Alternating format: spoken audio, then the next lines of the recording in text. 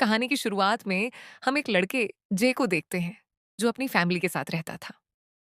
उसकी एक वाइफ और दो बेटियां थीं। वह फैमिली के साथ एक काफी खुशहाल जिंदगी जी रहा था। इसी दौरान एक अनजान आदमी जे के घर के बाहर खड़ा होकर खिड़की से उसकी फैमिली को देख रहा होता है। कुछ देर बाद जे को घर के बाहर किसी के चलने की आवाज सुनाई देती है, लेकिन वह इसे नजरअंदाज कर देता है। थोड़ी देर बाद जे नोटिस करता है कि घर का दरवाजा खुला हुआ है, हालांकि कुछ देर पहले वह बंद था। तब उसे अंदाजा हो जाता है कि घर में कोई घुस आया है। अचानक उसे अपनी वाइफ के चिल्लाने की आवाज सुनाई देती है। वह भागकर किचन में जाता है और देखता है कि उसकी वाइफ बेहोश पड़ी थी और साथ ही उसका खून भी निकल रहा था। घबराकर जे एक चाकू उठाता है और अपनी दूसरी बेटी को लेने जाता है जो बेड के नीचे छुपी हुई थी। वो उसे बाहर निकलने को कहता है, लेकिन तभी पीछे से वह आदमी आकर जे पर हमला करके उसे बेहोश कर देता है। जब जे को होश आता है तो उसके चेहरे पर कपड़ा बंधा होता है। वह कपड़ा हटाता है तो खुद को एक बेसमेंट में कैद पाता है। उसका एक हाथ हथकड़ी से बंधा हुआ था और उसके साथ तीन और लोग भी कैद थे, जिनमें एक लड़की केट, एक सिक्योरिटी गार्ड एडमम और एक लड़का पॉल था। और ये चारों एक दूसरे को नहीं जानते थे। उस किडनैपर ने पॉल को बुरी तरह टॉर्चर किया हुआ था। उसने पॉल के बॉडी की सारी स्किन उतार दी थी और उसके संगीत होंठ भी सीधे, जिस वजह से न वह बोल पा रहा था और ना ही हिल पा रहा था। यहाँ जेकेट और एडमम से पूछता है कि हमें संगीत किसने और क्यों किडनैप किया है, लेकिन उन्हें इस बारे में कुछ भी पता नहीं था। वो बस यही जानते थे कि किडनैपर इन्हें टॉर्चर करना चाहता है। तब जे कहता है कि मैंने कभी किसी के साथ बुरा नहीं किया, मैं ये डिजर्व नहीं करता। कुछ घंटों बाद बेसमेंट की लाइट ऑन होकर ऑफ होती है। असल में ये एक सिग्नल था कि किडनैपर इस तरफ आ रहा है। तब किडनैपर दरवाजे में से इनके लिए मीट का टुकड़ा फेंक देता है। केट फौरन उस टुकड़े को उठा लेती है और उसके हिस्से करके संगीत जे और एडमम की तरफ फेंक देती है। जे ये मीट खाने से इनकार कर देता है, लेकिन एडमम और केट उसे बताते हैं कि तुम्हें यहाँ खाने के लिए सिर्फ यही मिलने वाला है। वो ये भी बताते हैं कि किडनैपर पॉल को जिंदा रखने के लिए उसे इंजेक्शंस देता है। अब जे किसी भी तरह वहां से निकलना चाहता था। वह दीवार खोदने की कोशिश करने लगता है, लेकिन इसमें उसका एक नाखून ही टूट जाता है, जिससे जे को बहुत ज्यादा दर्द होता है और उसे समझ आ जाता है कि यहां से बाहर निकलने का सिर्फ एक ही रास्ता है और वह है मेन दरवाजा। जे वहां की जमीन खोदकर भी ट्राई करता है तो उसे वहां इंसानी हड्डियां और एक स्कल मिलता है। संगीत इसके बाद जे ये भी देखता है कि वहां सीसीटीवी कैमरा भी लगा हुआ है, यानी किडनैपर सब कुछ देख रहा है और मजे ले रहा है। जे गुस्से में आकर कैमरा में किडनैपर को गालियां देने लगता है, लेकिन एडमम उसे ऐसा करने से मना करता है, क्योंकि अगर किडनैपर को गुस्सा आ गया तो उनके लिए बिल्कुल भी अच्छा नहीं होगा। लेकिन जे किसी की नहीं सुनता और किडनैपर को गुस्सा दिला देता है। इस किडनैपर को हम डोमिनिक बुलाएंगे। जे सोच रहा था कि वह उस किडनैपर को मारकर भाग जाएगा, लेकिन जैसे ही वह डोमिनिक को देखता है उसके होश उड़ जाते हैं, क्योंकि डोमिनिक एक ताकतवर और खतरनाक आदमी था जिसने चेहरे पर लेदर का मास्क पहन रखा था। जे हिम्मत करके उससे पूछता है कि मेरी फैमिली ठीक है या नहीं, लेकिन डोमिनिक कोई जवाब नहीं देता और पॉल को कमरे के बीच में ले आता है। इसके बाद वह अपना चाकू केट को देता है और उसे पॉल के पेट की स्किन उतारने पर मजबूर करता है।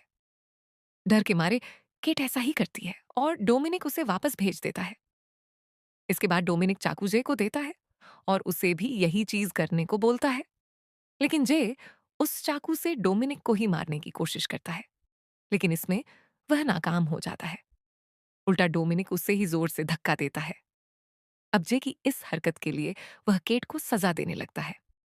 वो एडमम को बुलाकर उससे केट के मुंह में एक पाइप डलवाता है और उसके मुंह में एक जिंदा कॉकरोच, जिसके ऊपर एक ब्लेड लगी हुई थी, डालकर केट का मुंह बंद कर देता है। वो कॉकरोच केट के गले में चला गया था, जिससे वह सांस नहीं ले पा रही थी। डोमिनिक वहां से चला जाता है, लेकिन थोड़ी देर में केट खून के साथ उस कॉकरोच को भी बाहर निकाल देती है। जे उस कॉकरोच के साथ लगी ब्लेड उठा लेता है और अपने हाथ के साथ लगी रस्सी काटने लगता है। एडमम और केट उसे ऐसा करने से मना करते हैं और कहते हैं कि ऐसा मत संगीत करो, वरना डोमिनिक हमें इससे भी बदतर सजा देगा। लेकिन जे किसी की नहीं सुनता और अपने हाथ की रस्सी काट लेता है। फिर जब डोमिनिक कमरे में आता है तो जे उसे धक्का देकर कमरे से बाहर निकल जाता है। लेकिन इस घर से बाहर जाने के सारे रास्ते बंद थे। वो एक वेंटिलेशन में चढ़कर आगे बढ़ने लगता है, मगर उसके वजन की वजह से वह टूट जाती है। जब जे को होश आता है तो वह दोबारा उसी बेसमेंट में होता है।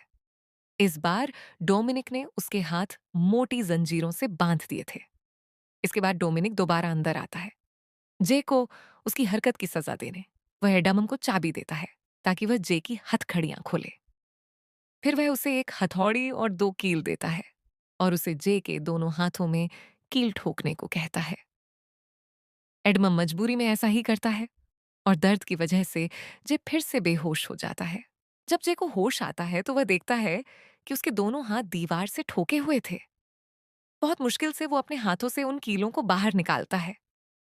कुछ देर बाद जे उन सब से कहता है कि हम चारों का इस किडनैपर से जरूर कोई लेना देना है, इसीलिए वो हमें इतना टॉर्चर कर रहा है। लेकिन केट और एडमम को कुछ भी याद नहीं आ रहा था कि इन्होंने इस आदमी का क्या बिगाड़ा है। तभी पॉल जोर जोर से कराने लगता है। जे समझ जाता है कि पॉल कुछ बताने की कोशिश कर रहा है। तब पॉल अपनी उंगली से जमीन पर एक सी बनाता है। साथ ही वह बड़ी मुश्किल से अपने मुंह के टांके खोलकर कुछ बोलने की कोशिश करता है। लेकिन तभी पॉल की मौत हो जाती है। पॉल की बातों और इशारों से जे को अचानक सब कुछ याद आ जाता है कि इन चारों का इस किडनैपर से क्या लिंक है। और यहां से कहानी 20 साल पीछे चली जाती है। 20 साल पहले जे अपने पेरेंट्स के साथ एक समर कैंप गया था। वहां उसकी केट, एडमम और पॉल से दोस्ती हो गई थी। एक रात जे सबको एक कहानी सुनाता है। वो बताता है कि इस जंगल में एक फार्म हाउस है जहां एक फार्मर रहता था। उसकी वाइफ की मौत के बाद वह पागल हो गया और उसने अपने ही बेटे को कैद कर लिया। एक दिन उसने अपने बेटे की पूरी खाल उतार दी और कहा जाता है कि वो फार्मर आज भी इसी जंगल में रहता है और अपने अगले शिकार की तलाश में है। सब बच्चे इस कहानी को झूठ समझते हैं। तभी एक और बच्चा वहां आता है जिसका नाम डोमिनिक होता है। वो भी अपने पेरेंट्स के साथ समर कैंप पर आया था। वो भी इन सब से दोस्ती करना चाहता था। लेकिन ये चारों बच्चे डोमिनिक को तंग करने का डिसाइड करते हैं। वो डोमिनिक से कहते हैं कि अगर तुमने हमारे ग्रुप में शामिल होना है तो तुम्हें कुछ डियर्स कंप्लीट करने होंगे, जिस पर डोमिनिक मान जाता है। सबसे पहले केट डोमिनिक को एक कीड़ा मुंह में रखने को बोलती है। जैसे ही वह ऐसा करता है, पॉल उसका मुंह बंद कर देता है, जिससे वह कीड़ा डोमिनिक को निगलना पड़ता है। इसके बाद केट संगीत एक स्पाइडर को डोमिनिक के सिर पर छोड़ देती है, जो उसके कान में घुसकर उसे काट लेती है। डोमिनिक दर्द से चीखता हुआ भागने लगता है, मगर यह चारों उसे पकड़ लेते हैं। फिर केट उसके हाथों को जमीन से बांध देती है और संगीत एडमम एक जार से ढेर सारे इंसेक्ट्स निकालकर डोमिनिक के चेहरे पर डाल देता है। इसके बाद यह सब उसे अकेला छोड़कर चले जाते हैं। अगले दिन डोमिनिक के पेरेंट्स आपस में लड़ रहे थे, इसीलिए वो बाहर आकर बैठ जाता है। उसे अकेला देखकर केट उसके पास आ जाती है और नोटिस करती है कि उसके हाथ पर एक सी का निशान है। डोमिनिक बताता है कि यह निशान मैंने खुद बनाया था जब मेरे पेरेंट्स ने मेरे फेवरेट घोड़े को मार दिया था। इसके बाद केट डोमिनिक को बहाने से उसी पुराने फार्म हाउस के पास ले जाती है जिसकी कहानी जे ने सुनाई थी। वो चारों डोमिनिक से कहते हैं कि अगर तुम फार्म हाउस के अंदर चले जाते हो तो हम तुम्हें अपने ग्रुप में शामिल कर लेंगे। डोमिनिक फार्म हाउस के अंदर एंटर हो जाता है और ये चारों उसे वहीं छोड़कर भाग जाते हैं। जाते वक्त पॉल देखता है कि उस फार्म हाउस में वाकई कोई मौजूद था, जो डोमिनिक को पकड़ लेता है। इसके बाद ये चारों अपने अपने घर चले गए थे और यह अब जाकर एक दूसरे से मिले हैं। उस दिन के बाद डोमिनिक लापता हो गया था। जब पुलिस ने इन चारों से इन्वेस्टिगेशन की तो इन्होंने डोमिनिक और उस फार्म हाउस के बारे में कुछ भी नहीं बताया था, जिसके बाद हमें पता चलता है कि वह फार्मर वाकई में वहां रहता था। उसने डोमिनिक को उसी फार्म हाउस में कैद कर लिया था। वो उसे अपना बेटा समझकर पालने लगा और उसके दिमाग में यह भरता रहा कि तुम्हारे पेरेंट्स और दोस्त बुरे लोग हैं, क्योंकि वह तुम्हें यहां छोड़कर चले गए। जब भी डोमिनिक भागने की कोशिश करता था, तो वो फार्मर उसे टॉर्चर करता था। आहिस्ता आहिस्ता डोमिनिक फार्मर को ही अपना बाप मानने लगा था। उस फार्मर ने उसे स्ट्रांग बनना सिखाया और यह भी सिखाया कि अगर किसी इंसान में से बुराई खत्म करनी है तो उसे टॉर्चर करना चाहिए। उस फार्म हाउस में एक कमरा ऐसा था जहां डोमिनिक को जाने की परमिशन नहीं थी। जब डोमिनिक बड़ा हो गया तो एक दिन वह उस कमरे में चला गया। वहां उसे पता चला कि इस फार्मर ने अपने असल बेटे को मार दिया था और उसने डोमिनिक के पेरेंट्स के ट्रेलर को भी आग लगा दी थी, जिसमें दोनों ही मारे गए थे, ताकि कोई भी डोमिनिक को तलाश ना करे। ये सब जानकर डोमिनिक को बहुत बुरा लगता है। जब फार्मर को पता चलता है कि डोमिनिक ने वह कमरा देख लिया है, तो वो बहुत गुस्से में आ जाता है और उसे बहुत बुरी तरह से मारता है। वह समझ गया था कि अब डोमिनिक कभी उसे बाप नहीं मानेगा। तब वह उसे उबलते हुए पानी में डालकर मारने की कोशिश करता है, लेकिन किस्मत डोमिनिक का साथ देती है। वह खुद को बचा लेता है और फार्मर को ही बेहोश कर देता है। फिर वह फार्मर को रस्सी से लटकाकर उबलते हुए पानी में डाल देता है, जिससे संगीत उसकी मौत हो जाती है। जिसके बाद डोमिनिक उस फार्मर के फेस का मास्क बनाकर पहनने लगता है और अब उसकी जिंदगी का सिर्फ एक ही मकसद था, उन चारों से बदला लेना जिन्होंने उसे बचपन में यहां छोड़ दिया था। इसीलिए वो इन चारों को किडनैप करके टॉर्चर कर रहा है। यहां जे उन दोनों से कहता है कि हमें डोमिनिक से अपने किए की माफी मांगनी चाहिए, शायद वह हमें जाने दे। लेकिन केट और एडमम को इस प्लान में कोई उम्मीद नजर नहीं आ रही थी। फिर जे जोर जोर से डोमिनिक का नाम पुकारने लगता है। तब डोमिनिक अंदर आकर उसे खामोश करा देता है। इसके बाद वह उसे एक इंजेक्शन देता है जिसमें स्पाइडर के अंडे भरे हुए थे। डोमिनिक के अंडे केट के कान में डालने को कहता है। तब सबको समझ आ जाता है कि डोमिनिक उन्हें बिल्कुल वैसे ही टॉर्चर कर रहा है जैसा कि उन्होंने 20 साल पहले उसे टॉर्चर किया था। मजबूरन जे को अब ऐसा करना पड़ता है, जिसके बाद वह वहां से चला जाता है। उसके जाने के बाद जे बेहोश होने की एक्टिंग करता है। जब डोमिनिक अंदर आता है तो जे, केट और एडमम तीनों मिलकर उस पर अटैक कर देते हैं, लेकिन वो अकेला ही उन सब पर भारी पड़ जाता है। इसके बाद डोमिनिक गुस्से में आकर एडमम की आंख काट देता है और केट को उसकी आंख में एक कीड़ा डालने को कहता है।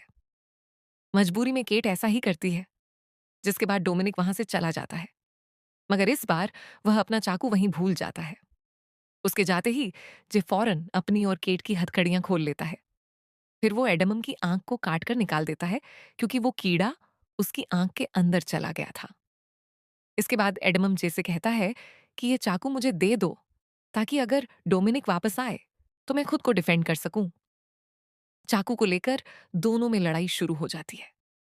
केट एडमम के सिर पर एक पत्थर मारती है, लेकिन गलती से वह चाकू एडमम के मुंह में घुस जाता है, जिससे वह वहीं मारा जाता है। उसके बाद केट सारा इल्जाम खुद पर और जे पर लगाने लगती है, क्योंकि उन दोनों ने ही डोमिनिक को उस फार्म हाउस में छोड़ा था और फिर पुलिस को भी सच नहीं बताया था।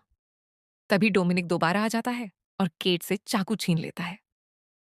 अब जे डोमिनिक से माफी मांगता है और उसे कहता है कि हमने बचपन में जो कुछ भी किया वह सब बहुत गलत था। यहाँ डोमिनिक जे की बातों में आ जाता है। अब जे उसका मास्क उतार देता है और उसके हाथ से चाकू भी ले लेता है, लेकिन फिर भी डोमिनिक केट का गला दबाकर उसे मारने लगता है। ये देखकर जे उसे बचाने के लिए डोमिनिक को स्टैप संगीत करने लगता है, लेकिन गलती से वह चाकू केट को लग जाता है और उसके मुंह से ढेर सारी मकड़ियां भी निकलती हैं, जो कि उन अंडों से निकली थीं। डोमिनिक उसी चाकू से केट को चीर कर जान से मार देता है।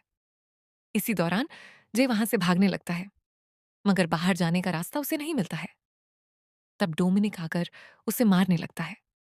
इसके बाद वह जे को पानी में डुबाने की कोशिश करता है, लेकिन जे उसके मुंह पर एक हैंडल मार देता है और उससे लड़ने लगता है। फिर जे जान बचाकर फार्म हाउस से बाहर निकल आता है, लेकिन डोमिनिक उसका पीछा करते हुए जंगल में भी आ जाता है और उसका गला दबाकर उसे मारने लगता है। लेकिन जे उसकी कमर में चाकू स्टैब कर देता है, जिससे वह मारा जाता है। इसके बाद जे सीधा पास के पुलिस स्टेशन जाता है और पुलिस उसे उसके घर छोड़ देती है, जहां उसकी वाइफ और दोनों बेटियां उसका इंतजार कर रही थीं। इसके बाद कहानी 10 साल आगे चली जाती है, जहां हम देखते हैं कि जे की दोनों बेटियां बड़ी हो चुकी हैं। वो उसी जंगल में अपने फ्रेंड्स के संगीत साथ छुट्टियां मनाने आई होती हैं। इनकी बातों से हमें पता चलता है कि पुलिस को डोमिनिक की लाश नहीं मिली थी, जिसका मतलब है कि वह अभी भी जिंदा हो सकता है। और अचानक पीछे से आकर डोमिनिक इन सब पर अटैक कर देता है, जिसके साथ ही ये मूवी यहीं एंड हो जाती है। तो गाइस, आपको क्या लगता है कि असली विलन कौन था, डोमिनिक या जे? और उसके फ्रेंड्स? कमेंट में अपनी राय जरूर दीजिएगा। And finally, thanks for watching.